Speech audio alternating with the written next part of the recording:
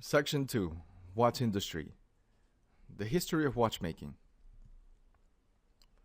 The oldest means of determining time is by observing the location of the sun in the sky. When the sun is directly overhead, the time is roughly 12. The invention of the mechanical clock in the 14th century was a major advancement, provided more concise and consistent method of measuring time. Watchmaking began in Switzerland in the 16th century with the inflow of Protestant craftsmen. A breakthrough in timekeeping came in the late 17th century, when the balance spring was invented, which increased the accuracy of a timepiece from several hours to a few minutes. Since then, Swiss watchmakers had launched innovations like self-winding watches, chronographs, perpetual calendars, and became internationally renowned for the precision, quality, and design of their timepieces, which carried the Swiss-made designation since the 1880s.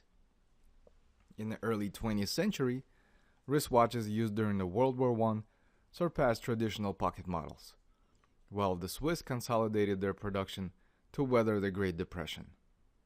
By 1945, Swiss craftsmen had reached watchmaking supremacy, with roughly 2,500 watch companies controlling almost 88% of the world's watch production.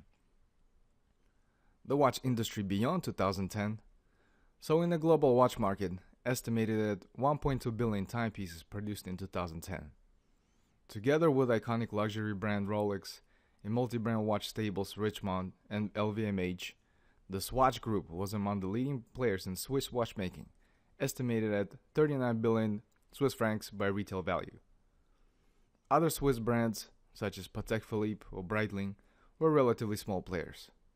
Significant non-Swiss watchmakers included Japan's Seiko and Citizen, Dutch Timex groups, which owned the Timex, Guess, and Valentino brands, and the India's Titan Industries. Next, I'll be talking about the watch industry in general and go over some industry statistics and studies.